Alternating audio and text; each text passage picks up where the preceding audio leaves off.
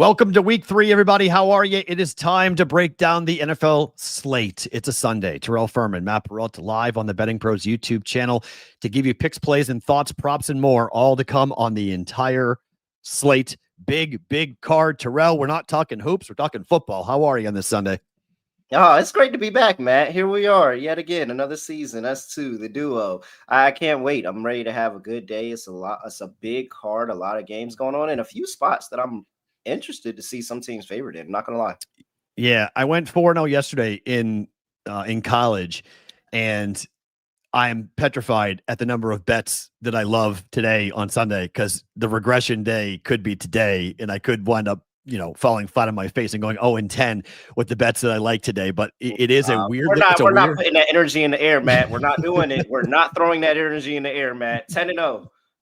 Yeah, so we'll see. Let's see what happens today. But we obviously a lot of things to get into, a lot of interesting plays and picks and things to break down. Just do want to say one quick thing at the top, and I see a lot of you guys coming in here who watch both Fast Break Bets and the Daily Juice. Thank you for watching both those podcasts that Terrell and I do Monday through Friday for Terrell, 7 days a week coming up for me. But there is some things going on that most of you will know of my other show. I'm going to spend time addressing some other stuff later. We're going to talk football today. So just heads up, you're in the chat and you're wanting me to interact or talk about some things that are going on behind the scenes, off mic, if you will. I'll do it at a different time.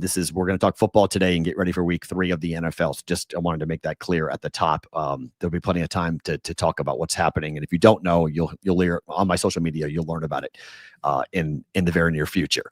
All right, let's get into these games because there's a lot of really fun stuff to talk about. Indianapolis and Tennessee. Let's talk about this game because I want to know, Terrell, this is my first time talking football with you in a while. Are you on the Daniel Jones is a legitimate starting quarterback bandwagon? I've seen a lot of people that say bet the over on his props for passing yards today, over 212 yards passing. He's done it in back-to-back weeks here. Titans defense stinks. Where are you on the Colts today, laying up to 5.5 against the Titans on the road?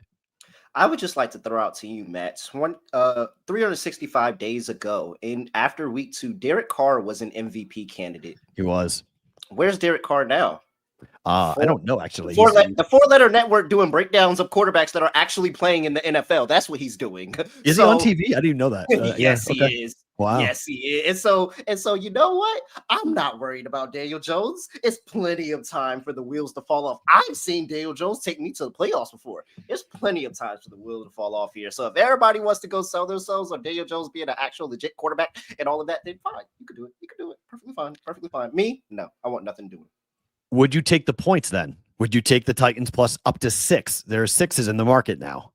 Yeah, I think 6 is actually insane for the division game, or just like, I understand the Titans have been bad. That offensive line is horrible, and they like the most pressured quarterback through the first 2 weeks in Cam Ward. And so if they don't get any type of push on that offensive line, Cam Ward's going to be in for a long day. But I mean, are we just going to go ahead and assume that going on the road playing in a division game that Daniel Jones is 100% just going to have a perfect game? Like, I think you're covering this by 6. You felt pretty dominant in the game, and I get that he's looked good. They had the moment against the Broncos, but if they don't get that penalty on the leverage call that happens like 3 times a year, we're talking about something different. This line probably is not even 6 if we're talking about if they lose that game and don't hit that kick at the end with that penalty call. So like, I just think it's too much. And I didn't think they had the best of games against the Broncos either. So I'll take the points. I'm not betting this one, but if you had to put a gun to my head, give me Cam Ward in the points here. And I say Cam Ward has a game that actually makes him look like a legit starting quarterback in this one.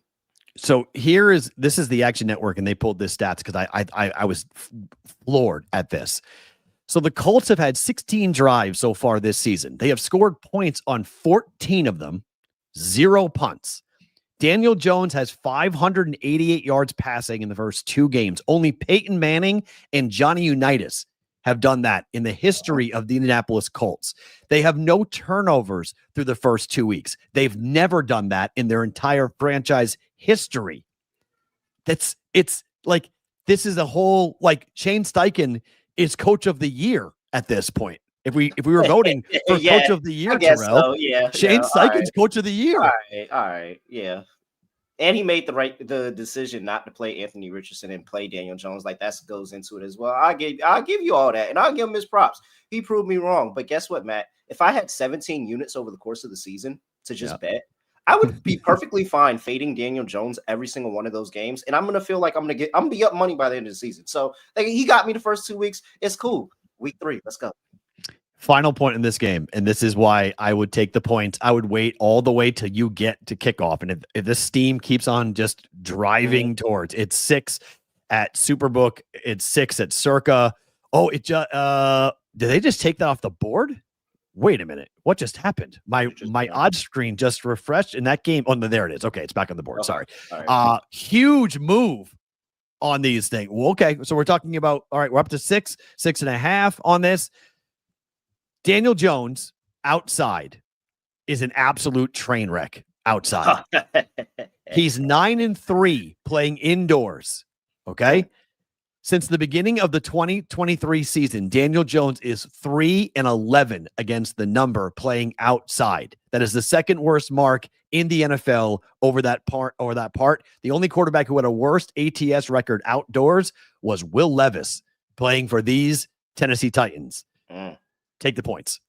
Take the 6, take the 6.5, whatever it winds up closing at. I'm with you. This is a divisional game. Home dogs tend to do quite well. I'll take the Titans plus the points here at home, even though I can't stand the Titans. Carolina at home against Atlanta. It's almost the same logic, Terrell. It's almost the same logic. You have a home dog in Carolina. They're 0-2, backs against the wall. It's hard not to like the Panthers today, no? Yeah, I'm here in Charlotte right now, and the atmosphere is big. And I think that there are some points where you can really, really attack this Atlanta Falcons team.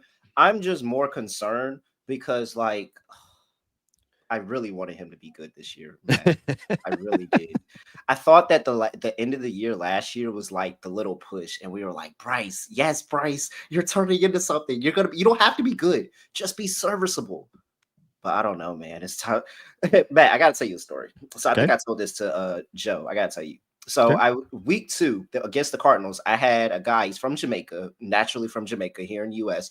And so he's never really watched football before, but he came over the house because his wife sent him because he wanted to get with the fellas and he wanted to watch football and get into it. First time watching football. He's watching the Carolina Panthers game and he's watching Bryce Young and he's looking at him and he's like, hey, I don't really know the game, but why does that guy keep holding on the ball so long?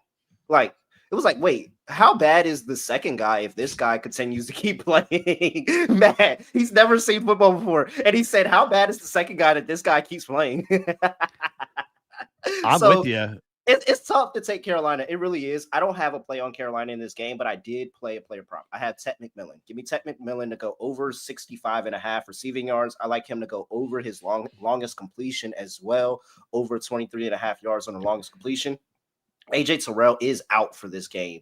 And so that's their big lockdown corner on one side. And now they're replacing him with D. Alford. Mike Hughes is already bad business on the outside. So now D. Alford and Mike Hughes are both playing the outside. And the thing about D. Alford is he's really natural, more of a slot corner. Like, he's not an outside corner, but they just don't have the depth at corner. They have to move him to the outside for this game. And I think that Tet's going to take advantage of that. Week 1 against the Falcons, Ibuka on the outside had 6 for 67 and a 30-yard bomb. You know, Mike Evans was getting the AJ Terrell treatment, so that's how that went. And then week 2, Justin Jefferson, 3 catches, 81 yards, and a 50-yard bomb. So I'm expecting a big play to Ted McMillan. I'm expecting some catches to Ted. I wouldn't be surprised if you get some reverse correlation here with a lot of yards, not a lot of catches here, just because of the inefficiency of Charlotte. But I think that he's going to get the big play. He's going to get us over this prop. So I like him to go over 65.5 yards and over the 23.5 longest completion. 2 stats here. Long reception, yeah. Two stats to jump up. Raheem Morris has coached 9 career games where his team has been the favorite on the road. He's 1-7-1 against the spread. In fact, his team has lost 5 straight games on the road against the number. That's the second consecutive game or later on the road. So not great for them. And then this number is crazy for the Panthers. The Panthers, wild. They can't do anything from a come from behind standpoint. They've lost 64 consecutive games, Terrell. Get this, 64 consecutive games when they've trailed by 9 points or more at any point in the game. Their last win where they trailed by 9 points or more came in October of 2018. They're 0-60 straight up since the 2019 season. Every other team in the NFL has at least 3 wins over that time period where they've been trailing by 9 points or more to come from behind Come to on, win. Carolina. Like, come so on, if man. this lead, if there's a lead for the Falcons, it's all she wrote. It's done. See you later, over type of situation. So yeah, it's that game, hopefully a quick start for Carolina. I can't wait to get your take on this because I've been going back and forth with people here in Vegas and they think I'm crazy. So Really? Vegas is on the road against Washington. Everybody in Vegas thinks that the quarterback situation in Marcus Mariota is trash, that he was so bad here that he can't play the position, that he cannot do anything. And that He did play for the Raiders. This is a revenge game. Oh yeah. I forgot. And I'm way higher on him than everybody else. I'm on Washington. This is a daily juice play. I'm on Washington laying the 3 at even money here because I watched that offensive line. I've seen 2 games, and frankly, I've seen enough of the Raiders. I think the defensive line for the Commanders today is going to make Geno Smith's life a living hell. Geno Smith to throw a pick. Yes, bet the yes on him to get intercepted today. I know the offense may not put a ton of points up, but I laid the 3 with Washington today simply because I don't like what I'm seeing. East Coast, West Coast, back to the East Coast for the Raiders as well. That's a nasty travel 3-week period for them on that. Mm-hmm. I like the Commanders -3. Where are you on that game?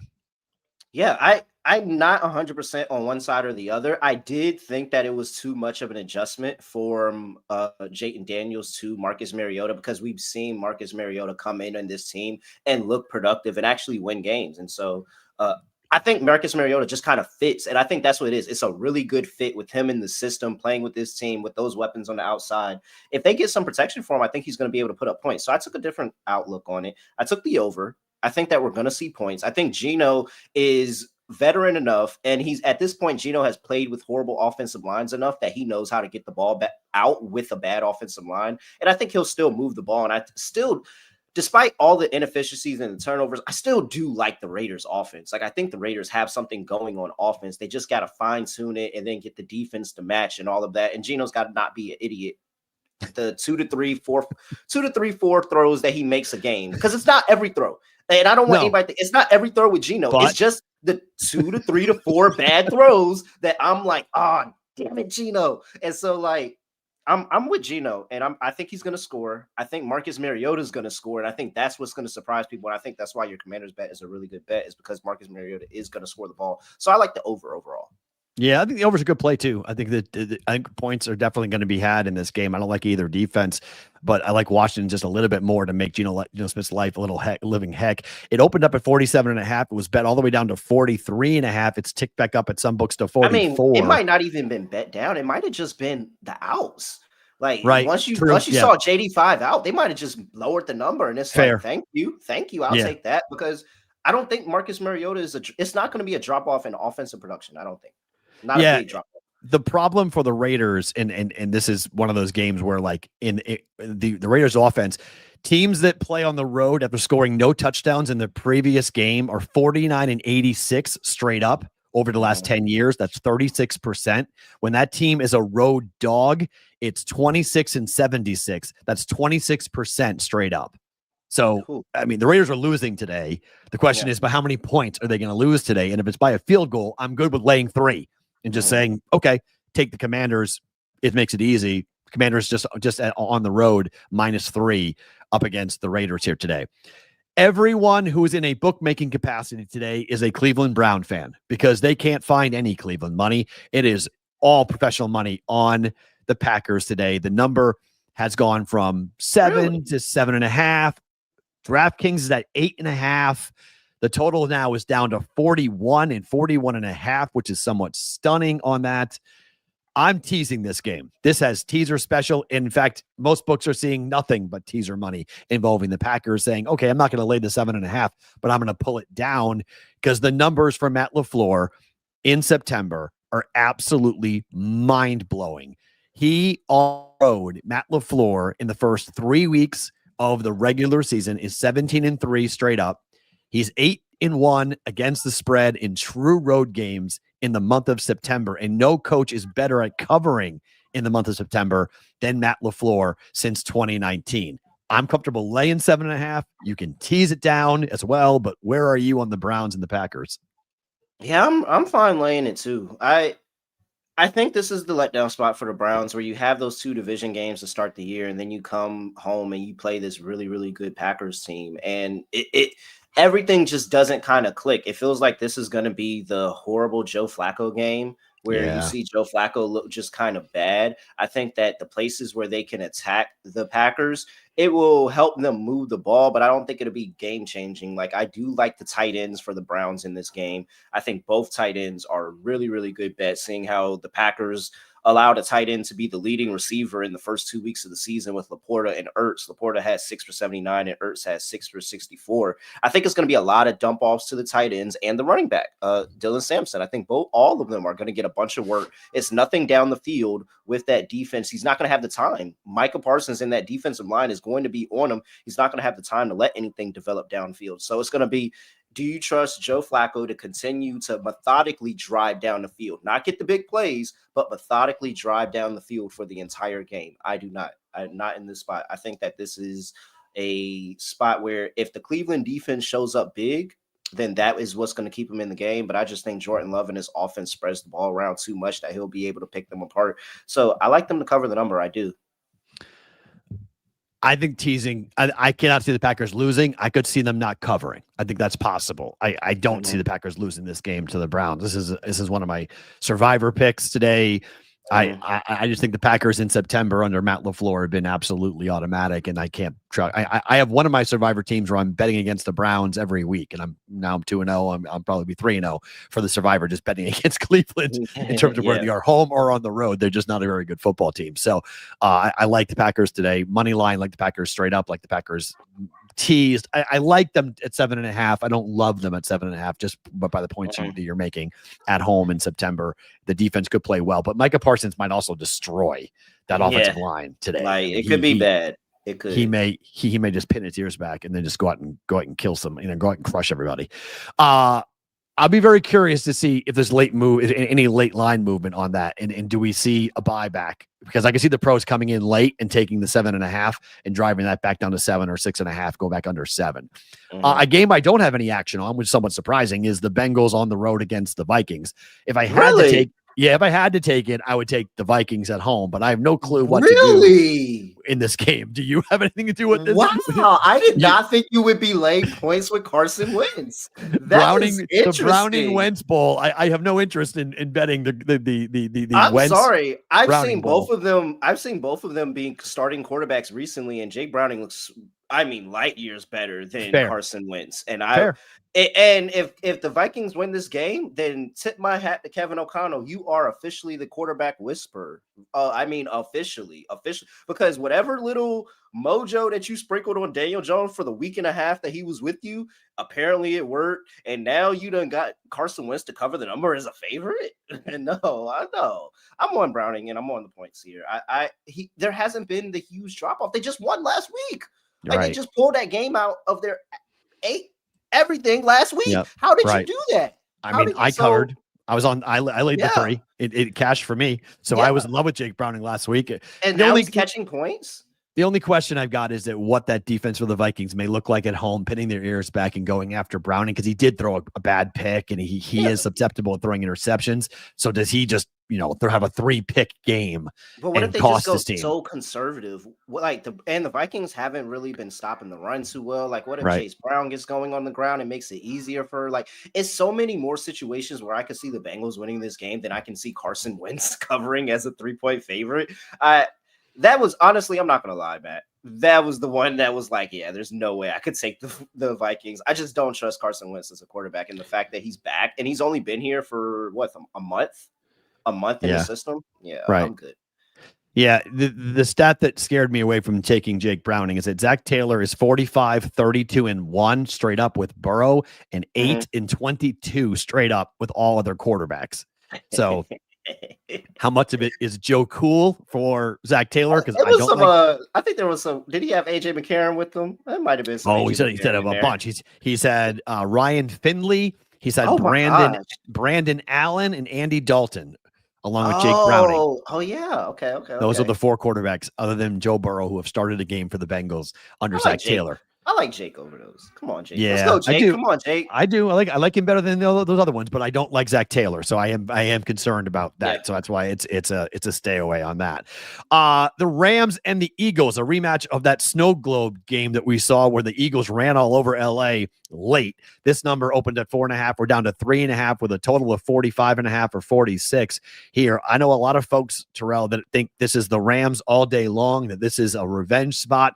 Even with the West Coast team going east, Matthew Stafford and Sean McVay have played very well in the Eastern time zone, and this Rams defense is for real. Where are you on this? I love the teasing of the Rams up to 9.5 and taking the Rams here. These teams tend to play tight football games, but where are you, Rams Eagles? Yeah, I've been a Giants fan my whole life. And I'll let you know, whenever I get on the Eagles hate watch for a spot that I'm like, oh, the Eagles could lose this game, I tell you, the Eagles never lose that game. Ooh. Like, I mean, they never. This is one of my Eagles hate watch spots. So I'll be watching this game with the hate of the Eagles and hoping that they lose this game. They never lose those games. They never lose those games for me. So I reluctantly, I think that the Eagles are going to figure it out here. And it's just because, what if this is just another Saquon Barkley runs wild on this Rams defense? Like, this Rams defense is good, yet I've been unable to stop Saquon Barkley in a dome, outside of a dome, like in the snow. It didn't matter. Saquon was running wild on them. And so I think that's going to be a big part of it. Are you going to be able to slow down Saquon Barkley? Because I think that the Philly offense doesn't look 100%. There's something missing there. Agreed. I don't know what it is, but it's the quarterback throwing the football. It's Jalen Hurts throwing the ball. That's what's missing. And so if I say it, I'm hating, so I'll be quiet. But that offense doesn't look right. And Saquon Barkley last year hid a lot of inefficiencies, especially early in the season, for that offense. And so if they figure out finally after 2 games not to let Saquon run for 200 yards, then they're probably in this game. And I don't think that the Philly secondary can cover both Devontae Adams and Puka Nacua. I really don't. Like, I think that they hyped up that secondary too much last year and threw Quinyon Mitchell and Cooper DeJean into a situation where they're now the stars. And it's now you now look at it with Adoree Jackson out there as well.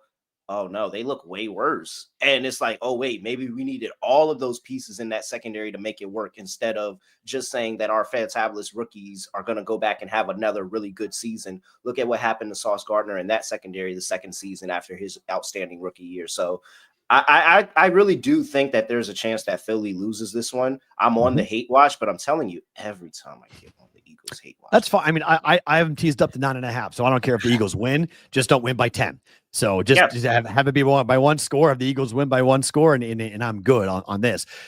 This is the stat that if you want to back the Rams, or if you want to go ahead and tease it, Sean McVay with the Rams is 17-7-2 against the number on the road in the Eastern time zone, covering the spread by an average of 4.5 points.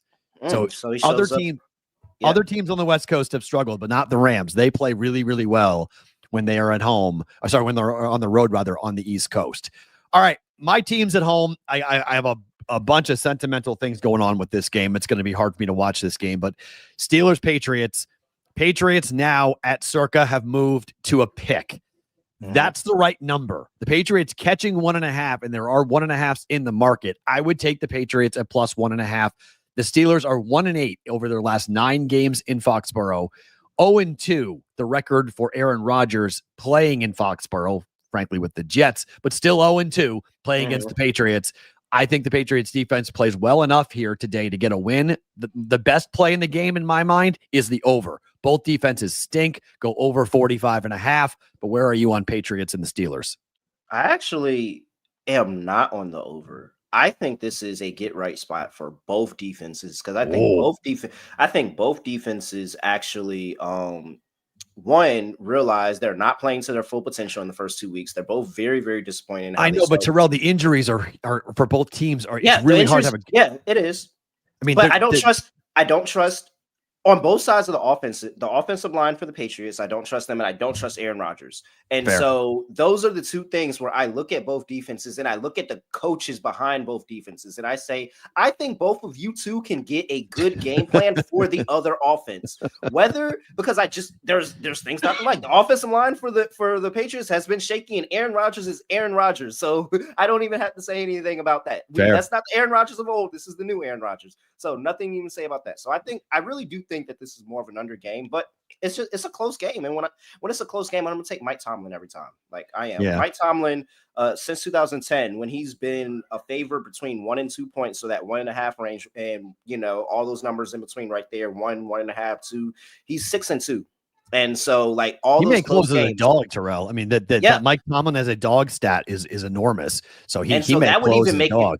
That would make it even better. But like I like betting Mike Tomlin when he's a short dog, short favorite, because he just knows how to win those games. And so I just took it on the money line, because you could have something like the Jets earlier this season where this team gets down early and then comes back from behind and wins by 2 or wins by 1. And you're like, oh crap, I didn't cover the spread. So I think it's smart for you, if you're on the Patriots, just go ahead and take the points, because Tomlin wins 1.2 point games all the time. But I'm all over. I think the Patriots are a great teaser leg as well. Yeah, that's the leg.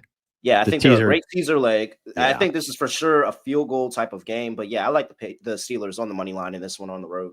Yeah, tease it. I think you tease it up and take the Patriots plus 7.5 here. But and I like the over. The problem is no Christian Gonzalez for the Patriots. Their number one cornerback is out.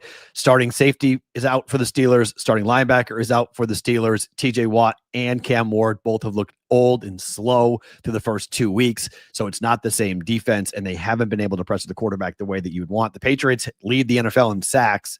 So we'll see if that turns out to be, a fluke thing for 2 games, or there may be something that happens going forward. But I do think we're going to see offense in New England under Josh McDaniels here. Patriots offense looked pretty competent against the Dolphins. The Jets are on the road against Tampa. I have paid the juice, Terrell, to buy this number to 7 to take the Jets. The offensive line injuries, 3 of the 5 starting offensive linemen for the Bucs are out of this game. And you want to talk about a get-right spot for a defense. I think Aaron Glenn, this is the game where he actually can alter and cause problems for Baker Mayfield and this team for the Bucs. I just can't see this Bucs team keeping this ridiculous streak of winning games with their last-second touchdowns. It's too volatile at the moment. Where are you on the Jets and the Bucs? I like Jets plus 7.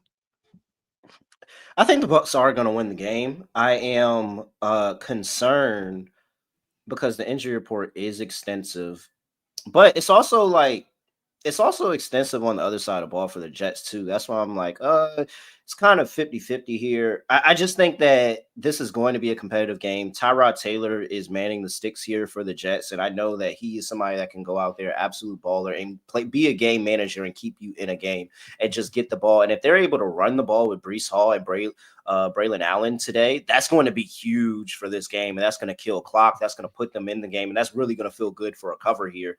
My only concern about this Jets team is, will they fall apart in that second half? It's going to be hot. You're like somebody just said it. You'll cramp up a little bit out there, but that's where the heat is the worst. That's when the heat's the worst. It feels different when you're coming down and you're going into that Florida heat, man. I think it's a thing. And so that's one reason why I really didn't get on the Jets. Like the Florida heat is an angle that I do appreciate, and I've seen. Yeah, but the Florida heat didn't bother the Patriots last week, so I'm not sure it's going to bother the Jets. It let Miami back in the game where your butt was a little clenched to see the end of that game. Yeah, that was the tackling in the Patriots defense. That was because they were cramping. They were cramping. I watched the whole game. Nobody was cramping. They were feeling it. They were getting tired like anything else against the speed of Miami. So and again, the Bucs defensively, I'm not in love with the Bucs right now. And look, this stat's wild. 15 teams since the year 2000 have won games by 3 points or less in week 1 and week 2 combined. Those teams in week 3 are 4-11 straight up and 4-11 against the spread in week 3. So traditionally speaking, if you're living by the skin of your teeth in week 1 and week 2, week 3 catches up with you. And there's also the stat that teams that are 0-2 are covering at about a 65% chance clip in week 3 because their whole season's on the line. So you're playing for everything. The Bucs are 2-0. The Bucs are sitting pretty and feel good.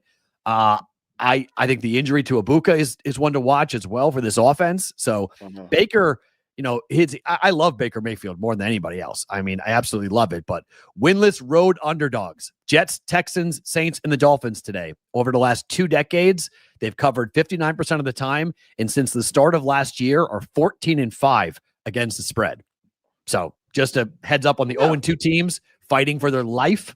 They tend to cover because they are literally with their backs pinned against the wall. They have no choice but to win.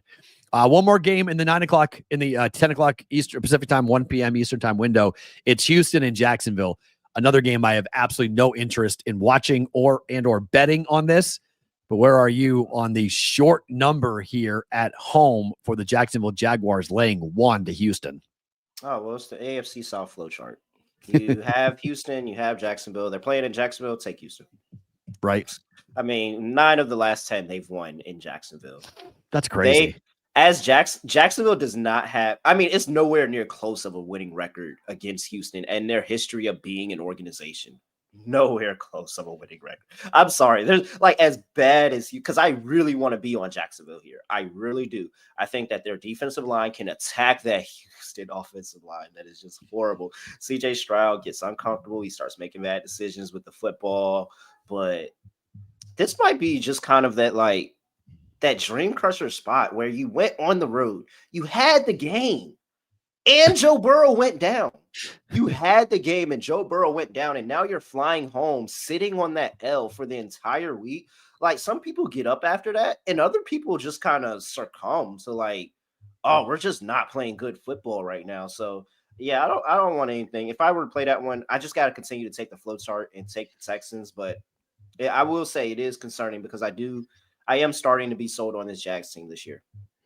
Yeah, this is a watch game for me. This is just one of those let's sit back and have a conversation and see what's going to happen, how we're going to see how this whole thing plays out. Before we get to the late slate, because there's some really good games in the late slate that I'm really looking forward to. Let's remind you that today's show is being brought to you by our sponsor, Hard Rock Bet. It is week 3. If you haven't tried your first bet on Hard Rock Bet, there's still time for you to go and do so. $150 in bonus bets if you win. Just place a $5 bet, and if it hits, you not only get your winnings, but also $150 in extra bonus bets.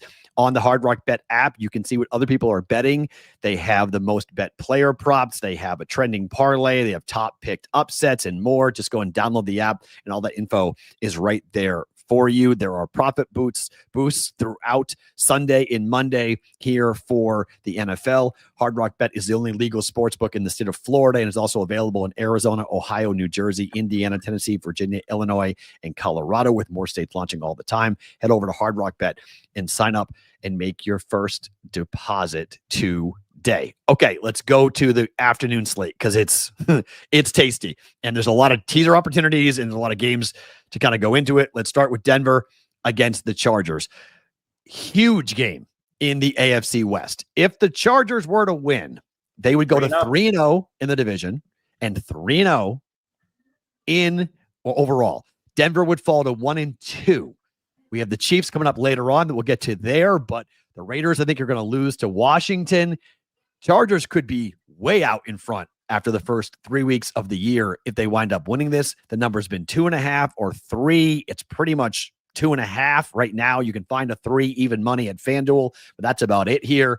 Where are you on the Chargers and the Broncos? Because I think, again, teaser, Denver plus 8.5 or plus 9. Yeah, I think it could be a close game. My only part is, I mean, this is early season Justin Herbert, and this is when Justin Herbert does Justin Herbert things in the regular season, very early on in the season, before the wear and tear. Yeah, like before the wear and tear. So I'm gonna take Chargers here. Okay. I've liked what I've seen here from the offense. I think last week the Denver defense did give me a little bit of pause. I would be interested to see what their response is in not letting the Chargers move the football, especially with the confidence that Herbert is playing with, because they're really, really letting him throw the first 2 weeks. Like, this is completely different than what Roman. And I'm pretty sure there's a devil on his ear that's telling him, throw the ball, throw the ball, throw the ball. And Greg Roman's like, wait, can I run it? Please, can I run it? Like, no, keep throwing. And it's working out for him. I think the defense is okay.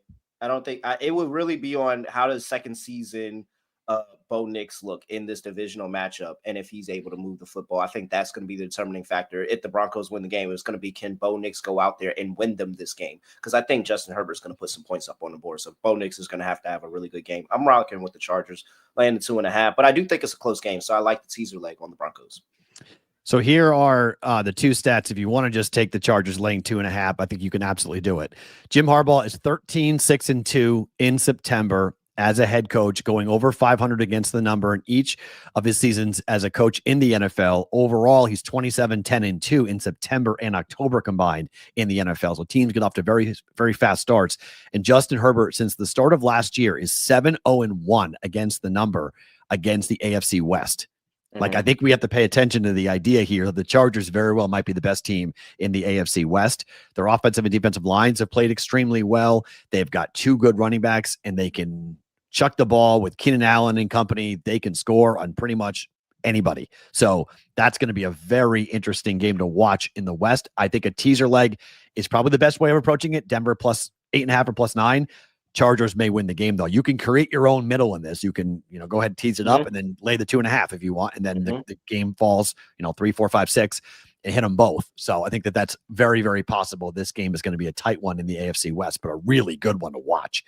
New Orleans and Seattle. So a bookmaker this week told me that there are 3 games in which the professionals cannot stop teasing. We've already talked about 2 of them with the Packers.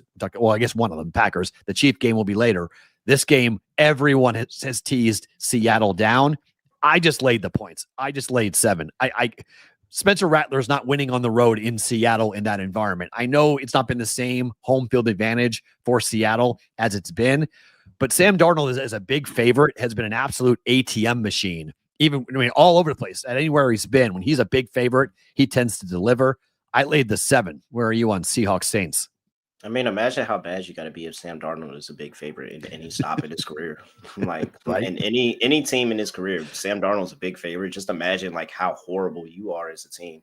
I would have liked to really fade Sam Darnold laying this amount of points, but I can't get there with New Orleans right now. And the fact that people are actually betting New Orleans, I understand not feeling good about Sam Darnold and doing what I'm doing and sitting this one out on the sideline, but to go out and willingly put money on New Orleans right now is a decision and it's a choice. And I will sit up here and I'll say that I'm completely wrong if they go out here and they break Survivor today, because there's so many people on the Seahawks and Survivor. And honestly, I appreciate it. They break. Yeah, Survivor. I wouldn't use it for a Survivor pick. I'm there on that. I don't love it as just because wonky things haven't happened yet. Pretty much. I think I saw a stat that's what I've been waiting on. Where's the wonky? Where's the wonky team that hasn't lost and killed Survivor yet? I think everyone. I think 96% was a stat that I saw of the percentage of entries in Survivor pools that are available at the moment. It's ridiculous. And Circus Survivor, same thing. There's so many Survivors of the 18,000 plus entries. There's so many that are available still left in play. So this would be one of those games. This would be the, oh my gosh, you got to be kidding me game. But I just can't see Seattle. I think they're going to kill the Saints today. And the only other concern as well is Seattle's looking ahead to Thursday night. And fine. That's just that. If you playing the New Orleans Saints and then you have a division game on Thursday Night Football, I have to assume that at some point in your week prep, you are looking ahead into that Cardinals game and you're not putting as much attention in New Orleans Saints. So that's the only concern that I could have for the 7.5. Fair. And the Saints, you're right. The Seahawks have stunk at home against the number. They've not been good at all covering at home. But how about this stat for Spencer Rattler? He's 0-8 in his career as a starter in the NFL. If he loses 2 more games, and today would be one of them, he would be joining the likes of Brody Croyle, who have lost 10 games in a row to start a career. Zach Mettenberg, who lost 10 games to start his career. And your favorite, Derek Carr, to lose 10 games straight up to start an NFL career. And to believe he's in the MVP conversations multiple times in his career. So just if you're looking for that, so just on that. All right, my favorite play of the entire day is the over 49.5 for the Dallas and Chicago game coming up here. I have no idea how anyone's betting the under on these two teams, given what we have seen defensively. It's come down. It was 50. Now it's 49.5. Don't understand it at all. It's about 78, 80 degrees. It's perfect weather in Chicago today. This Bears defense got destroyed by the Lions, and we know what your Giants put up, 450 yards passing, and no Diggs today in the secondary, along with no Bland for the Cowboys. Equally, injuries in the secondary for the Bears. This is points on points on points. Give me the over 49.5. Where are you on Cowboys and the Bears? Yeah, I do like the over. I was curious on why it was going down too, but I do like the over. I think we're going to see a bunch of points. Both of these two defenses horrible. Did you see what Russell Wilson did to the Cowboys last week? Like, that's a bad defense if Russell Wilson did that to the Cowboys. So come on now. This is how I play it. Give me CeeDee Lamb. Over his receiving yards. Fair. Got it at like 82.5. Just catch the damn ball. Catch the ball. Amon-Ra, yeah, that's it. Just catch it. Amon-Ra, 9 for 115. And honestly, you could probably give me 2 to 3 drops to still get over this game. You really could. So, but don't do that. Don't do that. Give me all the catches. 9 for 15 from Amon-Ra last week. I mean, if it wasn't JJ's first game of the year, then Jefferson probably would have had a better first half, but he came alive in the second half and made some big plays for them and just kind of started to show. But without Jalen Johnson, this secondary for the Bears is horrible. It is a huge drop off. They have no depth at the secondary position, and that's what's going to kill the defense. Not, they've got talent. They got individual talent on that team, but it's the fact they don't have any depth at all. And now they're down their number one lockdown shadow corner. Yeah, CD is going to go out there, have a day. He moves all over the formation. He'll be in the slot one play. He'll be on the left side. He'll be on the right side. He's going to go at it. He's going to attack all 3 of these DBs, and none of them are going to have anything for him. I like a Dak Prescott over passing yards as well. Like, I just think that this is going to be a lot of offense on both of the sides of the ball here. I like the Cowboys to win the game. I don't get the number like the Patriots game. I don't get this number. I don't really understand how the Bears, anyone sitting there laying points with Chicago. It was 1. It's now Bears. Cowboys now favored now, actually -1. So it's flipped. It was 1 most of the week for the Bears. Now it's Cowboys -1. It's a coin flip, but I think either way, lay 1, take 1, doesn't really matter. I think the Cowboys win the game and move to 3-0 2-1 on the year rather. One more game in the afternoon window, and it's Kyler Murray against Mac Jones, and it's Kyle Shanahan's bugaboo. He is 7-9 against the Cardinals. That is his least profitable team as a head coach. He is 2-5-1 against the spread against the Cardinals. He can't beat Arizona for whatever reason, can't cover either. I don't know how anyone is laying points with San Francisco today with Mac Jones against this Cardinals team. Where are you? I'm not touching it, but if I was going to touch it, give me the points in Arizona. Interesting information that the 49ers have been to the Super Bowl twice in the past 5 years, since 2020, twice. They have a losing record to the Cardinals in its span at home. Crazy. At home in the last 10 games, the Cardinals are 7-3 in San Francisco. Straight up.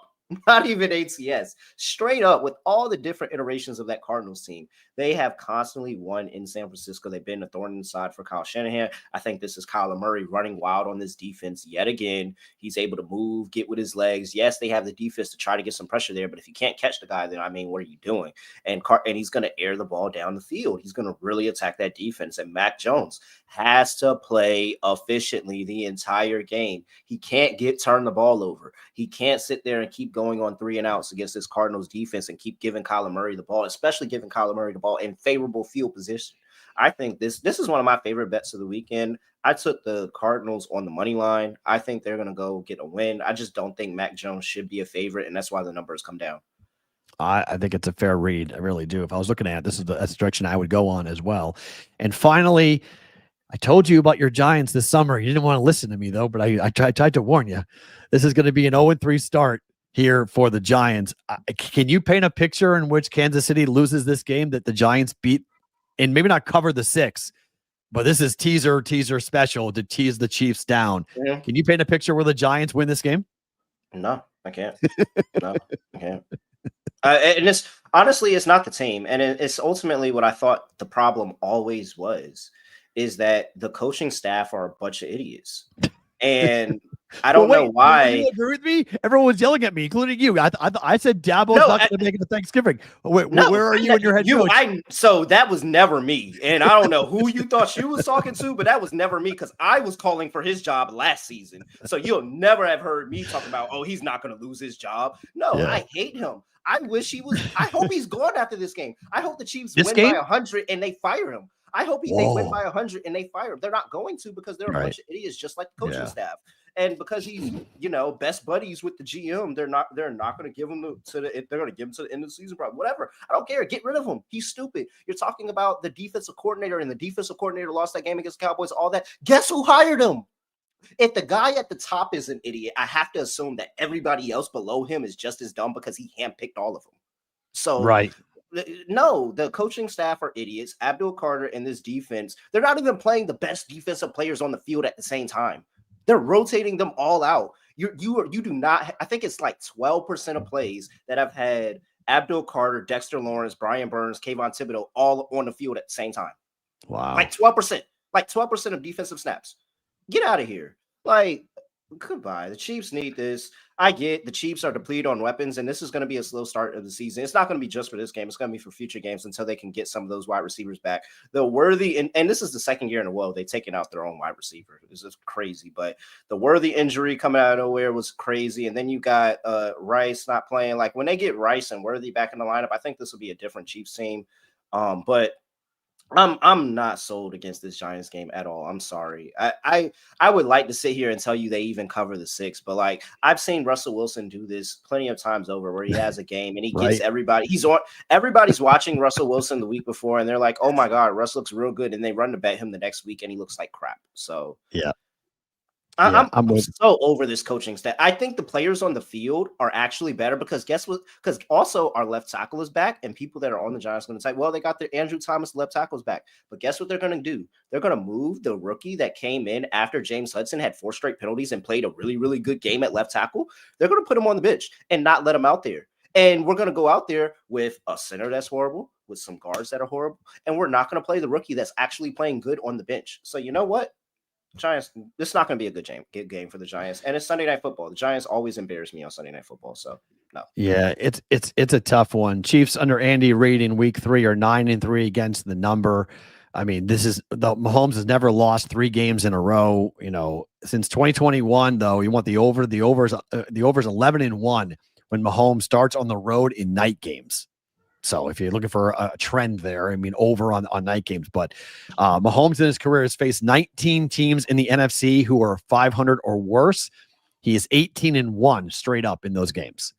So Mahomes does not lose this game, and he has not lost this game. If he does, his team's 0-3 and really up against it because they'll know what the Chargers-Broncos outcome will be before they start. So they'll know if the Chargers are 3-0 going into this game, which only, they don't need to win the game by 7. Just win the game. If you tease it down like I have, just pull it down to a pick in case he goes ahead and wins it.